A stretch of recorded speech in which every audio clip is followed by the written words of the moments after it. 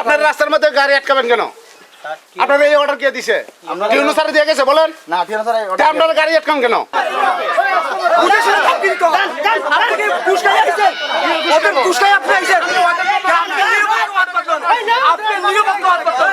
আমরা আমরা ওটা দিছি না গাড়ি আমরা ব্যক্তিগত গাড়ি আটকাবেন কেন? আপনি পর্যটকের গাড়ি আটকাবেন কেন? আপনি পর্যটক বন্ধ করেন, পর্যটন এরিয়া কে বন্ধ করেন, আপনারা জানার নাম আছে সবকে বন্ধ করেন।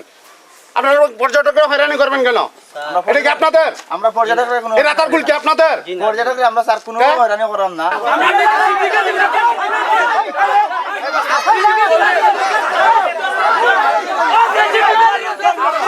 ওই দুই ঘাটে যাবে কেন? সে যার খুশি পর্যটক যার যেখানে খুশি দিতে যাবে, আপনারা কেন আটকাবেন? আপনারা এই অধিকার কে দিল?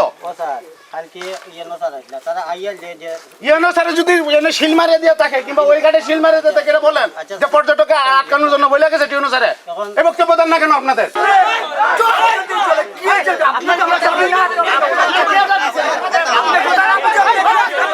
করেন না, আপনারা আমাদের এলাকার জিনিস নষ্ট করবেন, কারণটা কি? নষ্ট করে পর্যটক ঘুরে দিচ্ছেন ভাই।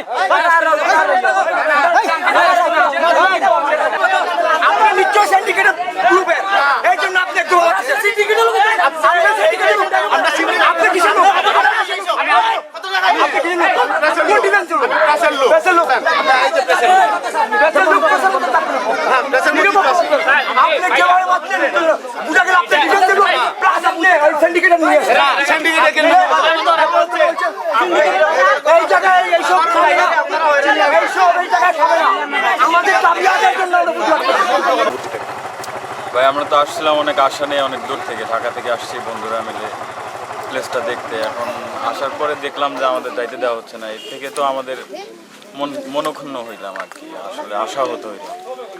ব্যাপারটা দেখতে পারলাম না, এত কষ্ট করে আসলাম।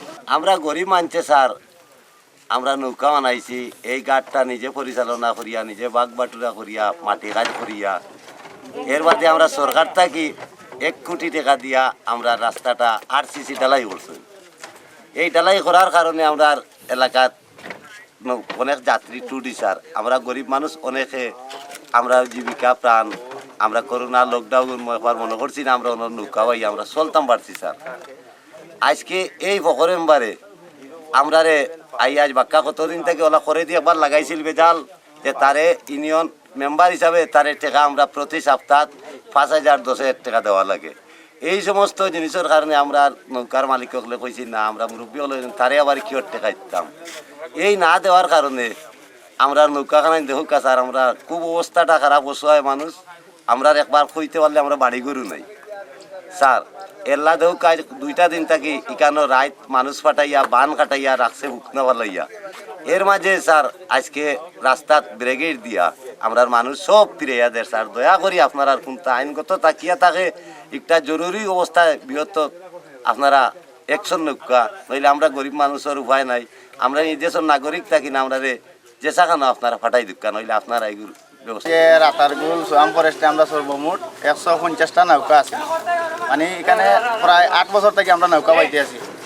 কিন্তু 4টা গ্রামে 150টা সর্বমোট নাও। এখন তারা এখানে 5-7 জন সিন্ডিকেট সাজিয়া গংওয়ালা ধরো 7-8 জন মিলিয়া তারা একটা সিন্ডিকেট আরম্ভ করছে। সিন্ডিকেট করিয়া এখন আমরা প্রতিবাদ করছি বলে তোমরা সাধারণ মাঝি, আমরা দাবি হইল সাধারণ মাঝি যে টাকাগুলা ইনো পাই 2-4 টাকা দিন মজুরি করিয়া এরানটা। আর তাদের কথা হইলো মাঝিরা নেই 100 টাকা সর্বমোট টাকা আমরা 5-7 জনে নেই, যেহেতু আমরা গ্রামই কেন। এই আন্দোলন করার সাথে আমরা 2 গ্রামরে তারা এখান থেকে বঞ্চিত করে রাখছে। বলছে বলে এরা যদি এই 2 গ্রামরে তারা ইনো হারাই তাহলে আমরা বেনিফিট হইতাম না। এই জন্য আমরা এখানে একটা দ্বন্দ্ব আজ থাকি বিগত 3 মাস থাকি এখানে একটা মানে বিশৃঙ্খলা চলে।